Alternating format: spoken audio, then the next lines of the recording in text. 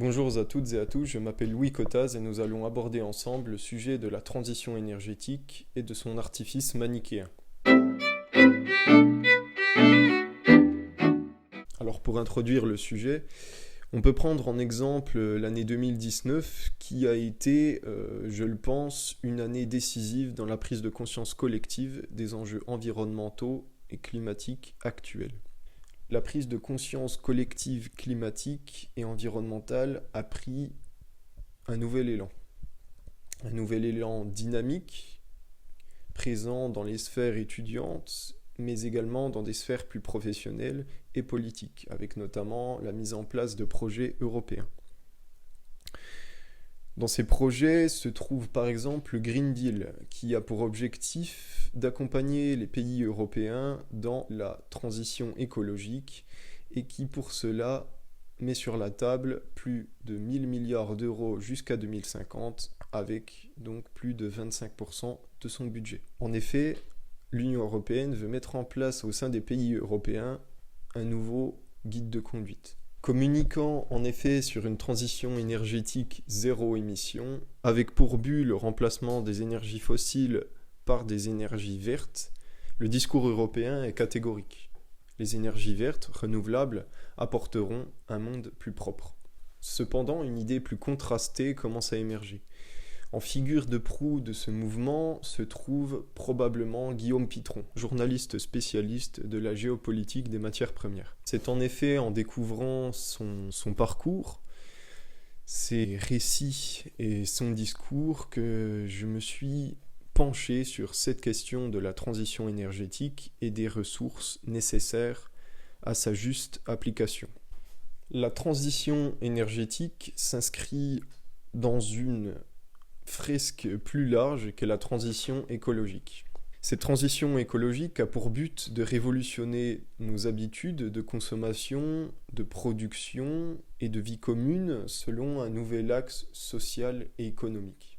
Représentant ainsi un volet de ce nouveau manuel de conduite, la transition énergétique vise à modifier profondément et structurellement les méthodes de production énergétique et de consommation en Europe.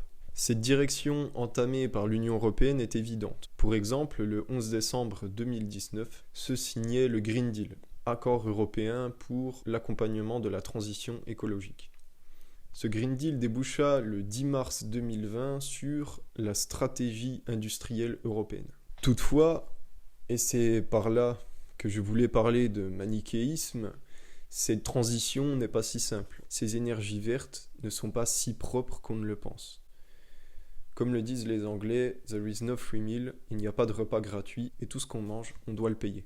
Car tout d'abord, pour comprendre fondamentalement cette transition, il faut comprendre les différents systèmes qui vont les remplacer. Classés en 5 catégories allant de l'énergie géothermique à l'énergie solaire, à l'énergie hydraulique ou éolienne, ces systèmes de production, bien que différents et recherchant des effets différents, ils sont tous produits à l'aide d'un matériau commun que sont les terres rares.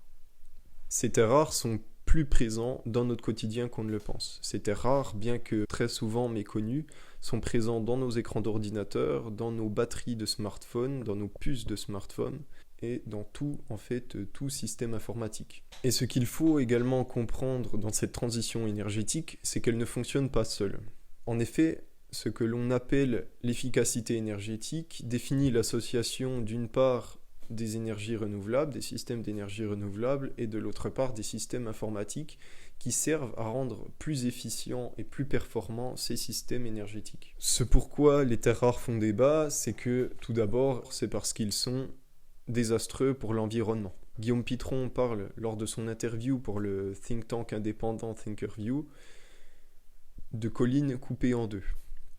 Ces terres rares sont en effet majoritairement produits et extraits en Chine. Bien que globalement présents dans l'écorce terrestre, ces terres rares sont à 71%, et cela tend à augmenter, produits en Chine.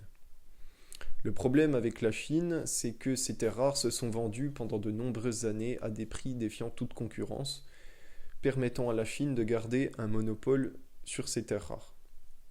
Le problème, c'est que ces coûts dérisoires se sont faits au prix de grands dumpings sociaux et environnementaux. Guillaume Pitron décrit des enfants, des pères, des mères, des villages atteints par le cancer en raison des fortes présences de métaux lourds dans leur sol. Ce sont toute l'année qu'ils creusent avec pelle et pioche à la force de leurs bras pour récolter des terres rares. Guillaume Pitron, au bout de ses 6 années de recherche et d'enquête, nous décrit ainsi des paysages dystopiques.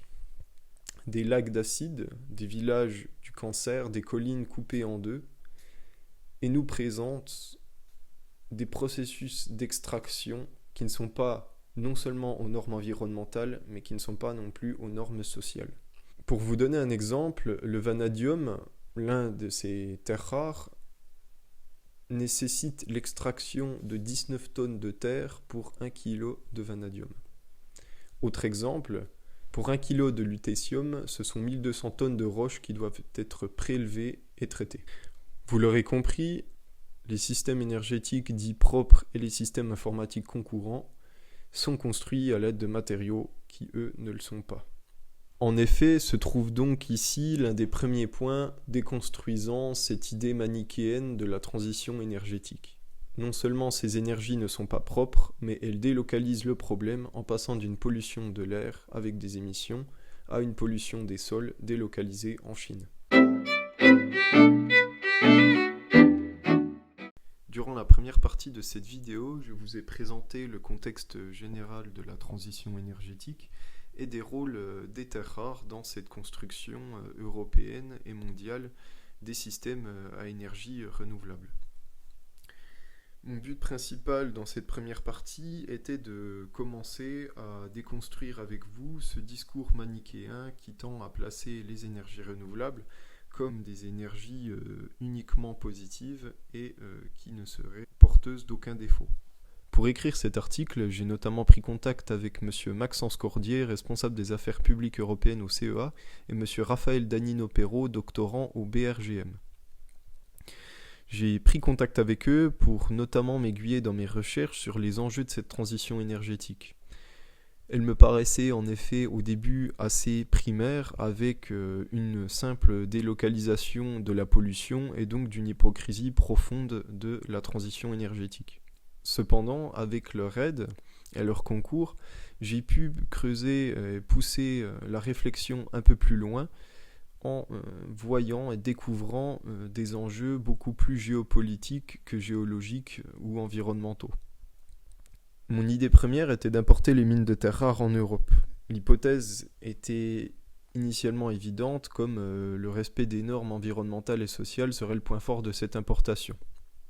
L'Union européenne possède en effet ce cadre strict qu'il manque en Asie et qui pourrait permettre une extraction plus responsable. Dans cet article, j'ai donc essayé d'observer objectivement les barrières qui empêchent une intégration européenne avec les contraintes politiques et économiques. En effet, ce manichéisme que je voulais déconstruire qui se présentait avec les énergies renouvelables comme étant les nouvelles énergies gentilles et les énergies fossiles comme étant les anciennes énergies méchantes, sa critique s'est révélée encore plus complexe que je ne le pensais. La géopolitique des matières premières et de leur accessibilité est aujourd'hui une grande préoccupation des différents pays. J'ai donc pensé, au fur et à mesure de l'écriture de mon article, les terres rares comme une porte d'entrée dans les enjeux géopolitiques mondiaux sur l'accessibilité des ressources. Je pense que le domaine des terres rares incarne parfaitement l'exemple des nouveaux enjeux actuels. Problématique à plusieurs facettes, la transition énergétique et les terres rares entreprennent et signent la première marche d'un nouvel et long escalier dans la construction d'une conscience collective environnementale et politique. Merci de m'avoir écouté, j'espère que cette brève vidéo vous aura donné envie de lire mon article et je vous y invite avec plaisir.